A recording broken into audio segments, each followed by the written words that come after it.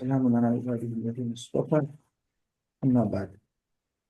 تو یہ ہمارا کتاب الحدیث سے متعلق کچھ باتیں رہتی تھی، پہلے ان کو مکمل کرتے ہیں اور پھر اس کے بعد انشاءاللہ کتاب النکاح شروع کریں گے۔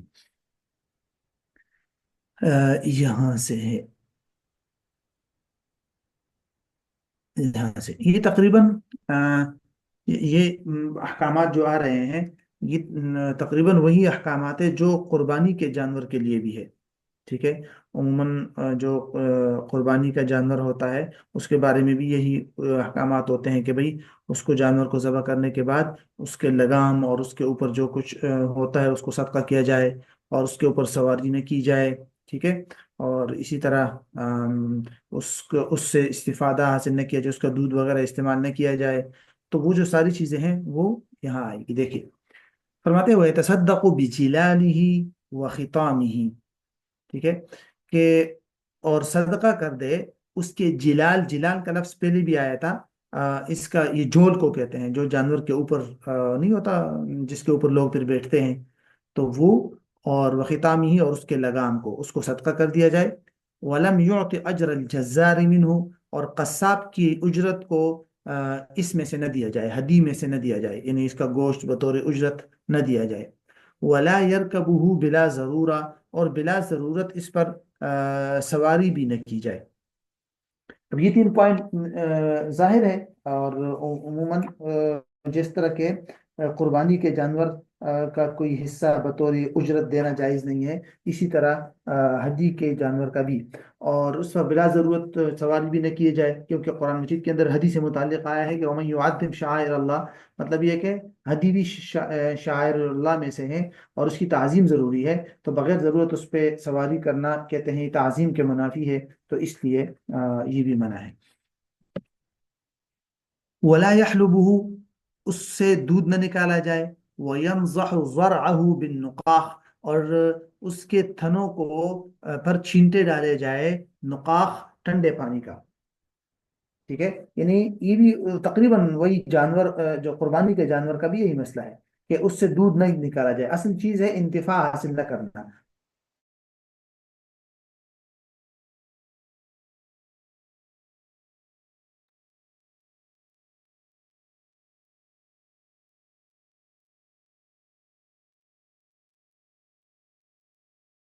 تھنوں میں آیا ہے تو اس کو آ, خشک کرنے کے لیے اس پر پانی وغیرہ ڈالا جائے۔ یہ جی جی، آپ کی آواز کٹی تھی اسی ایک فکرے پہ۔ سیکنڈ، ایک سیکنڈ، ابھی دیکھیے گا، ابھی آ رہی ہے آواز یا جی آ رہی کٹ ہے رہی آواز، ہے؟ آ رہی اوکے، ہے۔ جیسے ہی کٹے تو پھر مجھے بتائیے۔ ٹھیک ہے، اوکے۔ تو ینزح ضرعہ بالنقاخ، کہ اس کے تھنوں پر چینٹے مارے جائے، نقاخ ٹھنڈے پانی کو، الماء البارد کو کہتے ہیں نقاخ، تاکہ دودھ جو ہے وہ خشک ہو جائے اس میں۔ اچھا، فَإِنْ عَقِبَ وَاجِبًا أَوْ تَعَيَّبَ أَقَامَ غَيْرَهُ وَالْمُعِيبَ لَهُ وَلَوْ تَطَوَّعًا نَحَرَهُ، یہ نیچے کے ساتھ یہ بھی ہے اس کے ساتھ۔ اب یہ ہے کہ حدی لے جاتے ہوئے اگر حدی جو ہے وہ مر جائے، راستے میں گر کر مر جائے، یا اس میں کوئی ایسا عیب پیدا ہو جائے کہ اس عیب کی وجہ سے اب اس کو ذبح کرنا ممکن نہیں رہا، یعنی مطلب یہ کہ درست نہیں رہا، تو اس کی دو صورتیں ہیں۔ ایک تو یہ کہ وہ واجب حدی تھی، واجب حدی جیسے کہ دمی شکر ہوتا ہے قران کا اور تمتع کا یا احصار کا، تو اگر وہ واجب ہے تو پھر تو اس کی جگہ کوئی اور صحیح جانور لے کر اس کو قربانی کی جائے، اور جہاں تک عیبدار جانور ہے تو وہ اس آدمی اپنے لیے استعمال کر سکتا ہے، اپنے لیے ذبح کر دے یا اپنے لیے پال لے، کوئی مسئلہ نہیں ہے۔ اور اگر وہ جانور نفلی ہے، مثلا یہ کہ واجب قربانی نہیں ہے بلکہ نفلی قربانی ساتھ لے جا رہا ہے، تو پھر اسی کو ذبح کر سکتے ہیں، مطلب اگر وہ عیبدار ہو چکا ہے تو اسی کو ذبح کر دے، اور ایسی صورت میں اس پر پھر دوبارہ نیا جانور لے کر ذبح کرنا ضروری نہیں ہے، یعنی اگر عیبدار ہوا ہے تو اسی کو کر دے، اور اگر مر چکا ہے تو کوئی اور لے کر اس کو ذبح کرنا ضروری نہیں ہے۔ ٹھیک ہے، عطبہ، عطیبہ سوری، عطیبہ کا مطلب ہوتا ہے ماتا، کہ اگر یا قریب المرگ، आतिबा वाजिबन, अगर कोई वाजिब हदी है और वो मर जाए या करीबुल मर्ग हो जाए, औ तअय्यबा, या वो ऐबदार हो जाए, अकाम गैरहू मुकामहू, तो उसकी जगह दूसरी को कायम मुकाम कर ले या दूसरे जानवर ले ले। वलमईबु लहू, और जो ऐबदार जानवर है वो इस आदमी की मिल्कियत है, मतलब इसकी मिल्कियत से नहीं निकला, ये उसको पाल भी सकता है, अपने लिए ज़बह भी कर सकता है, तो इसकी मर्जी है, जो कुछ करना चाहे करे।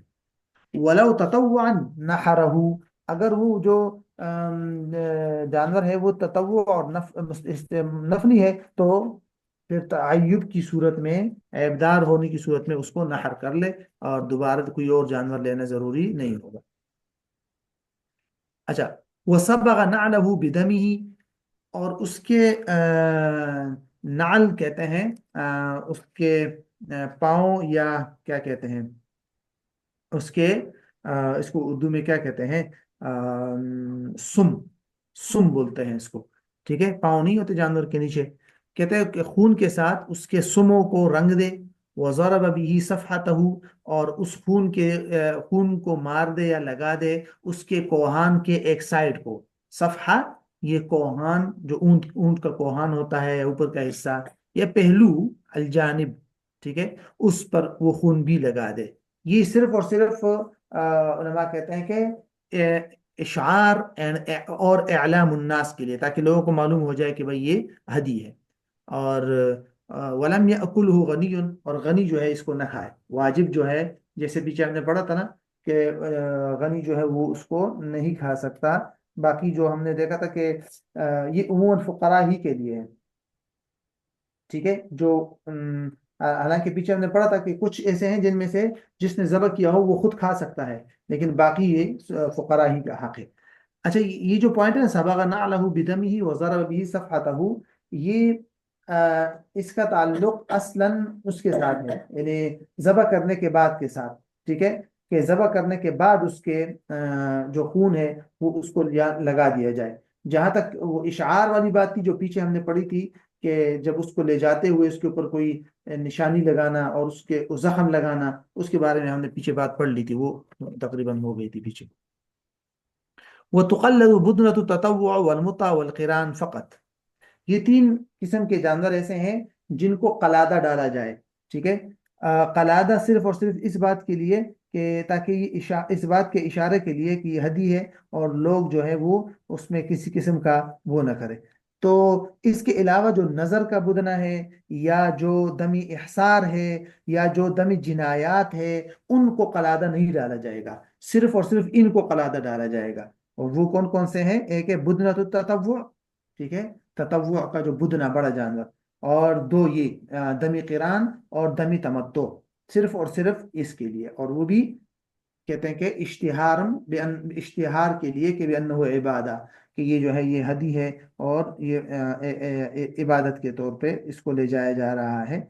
वरना इसके अलावा जो बाकी दम है, दम जिनायत है, या दम कफारा है, या दम नज़र है, उनमें ये कलादा नहीं डाला जाएगा। ये भी इसी से मुतालिक है, मसाइल मंसूरा। ये उमूमन बाज़ किताबों में हर बाब के आखिर में तो नहीं, कुछ कुछ अबवाब के आखिर में इस तरह के मसाइल आते हैं। बाज़ उलमा उसको मंसूरा का नाम देते हैं, बाज़ उलमा मुतफर्रिका, बाज़ उलमा मसाइल शत्ता, ठीक है, शत्ता के नाम से। तो ये मिस्ट जो मसाइल हो चुके हों पीछे, उनको यहाँ जिक्र करते हैं। कहते हैं वलौ शहीदू बिवुकूफिहिम क़ब्ल यौमिही तुक़बल व बअदहू ला।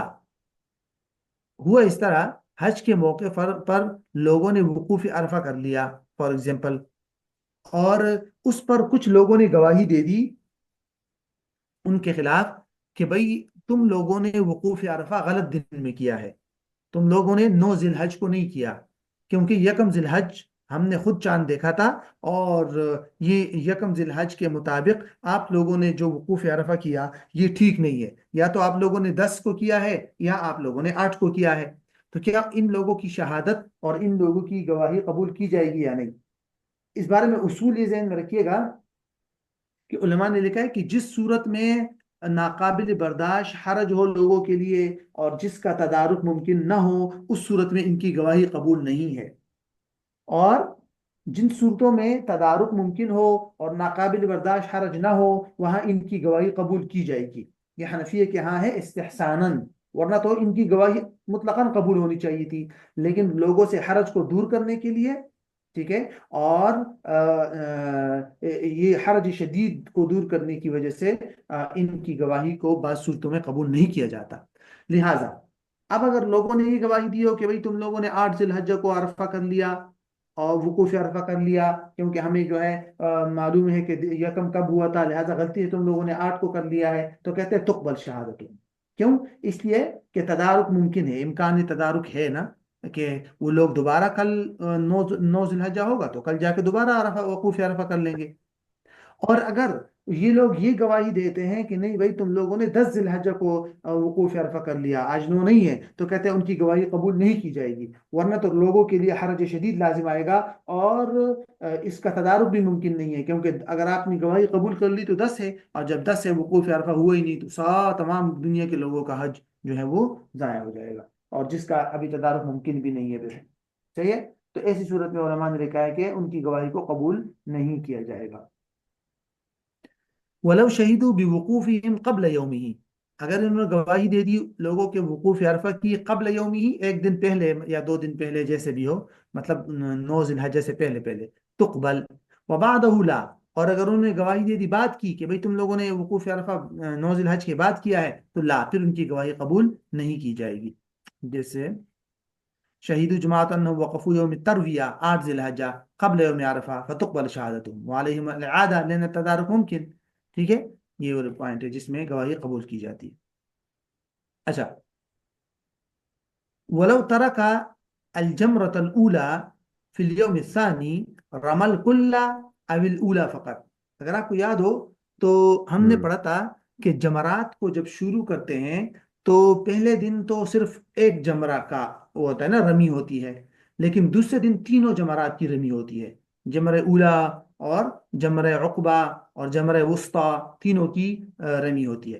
اب ہوا اس طرح، اور تینوں کی الگ الگ رمی واجب ہے، تو وہ اس طرح کہ ایک آدمی نے دوسرے دن جا کے جمرہ وسطیٰ اور جمرہ عقبہ تو کر لیا، لیکن جو فرسٹ والا سب سے پہلا والا جمرہ ہے اس کی رمی نہیں کی۔ اور ترتیب آپ کو معلوم ہے نا، ترتیب اس میں سنت ہے، پہلے جمرۃ الاولا، پھر اس کے بعد جمرہ وسطیٰ، پھر جمرہ عقبہ ہے، وہ لاسٹ میں ہے، یہ ترتیب سنت ہے، ترتیب ان میں واجب نہیں ہے۔ بہرحال اب اس آدمی نے پہلے والا مس کر دیا اور وسطیٰ اور عقبہ کا کر لیا، تو اب کیا کرے یہ آدمی جب قضا کرے گا؟ جب قضا کے لیے آئے گا تو کیا سب کی دوبارہ کرے گا ترتیب کے ساتھ کہ پہلے جمرہ اولا پھر وسطیٰ پھر آخری؟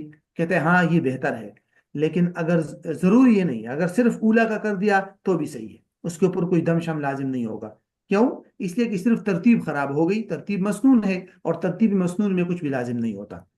ترتیب کیسے خراب ہوئی کہ اس نے پہلے اولا کو چھوڑ کر وسطیٰ اور عقبہ کا کر لیا، بعد میں قضا کرتے ہوئے صرف اولا کر دیا، تو ترتیب خراب ہو گئی بس۔ کہتے وَلَوْ تَرَكَ الْجَمْرَةَ الْأُولَى فِي الْيَوْمِ الثَّانِي، اگر دوسرے دن میں اس نے جمرہ اولا کو چھوڑ دیا، اس کی رمی نہیں کی، رمل کلّا، سب کی کر لے، بہتر یہی ہے، اول اولا فقط، یا صرف پہلے والی کی کر لے، کوئی مسئلہ نہیں، لأن ترتیب سنت ولیس بواجب، یہ دیکھیں، ٹھیک ہے۔ ومن اوجب حجا ماشیا لا يركب حتى يطوف للركن، اگر ایک آدمی پیدل حج کی نظر مان لے، اگر ایک آدمی پیدل حج کرنے کی نظر مان لے تو وہ اس پر لازم ہے کہ پیدل جا کر ہی حج کرے گا۔ اور کب وہ سوار ہو سکتا ہے؟ کہتے ہیں کہ طواف زیارت سے پہلے پہلے سوار نہیں ہو سکتا، طواف زیارت ایسا رکن ہے کہ جس سے تقریباً حج مکمل ہو جاتا ہے، تو اس کے بعد پھر وہ سوار ہو سکتا ہے حج کے ارکان، حج کے جو باقی اعمال وغیرہ ہے ان کے لیے، ادھر ادھر دور جانے کے لیے پھر سوار ہو سکتا ہے۔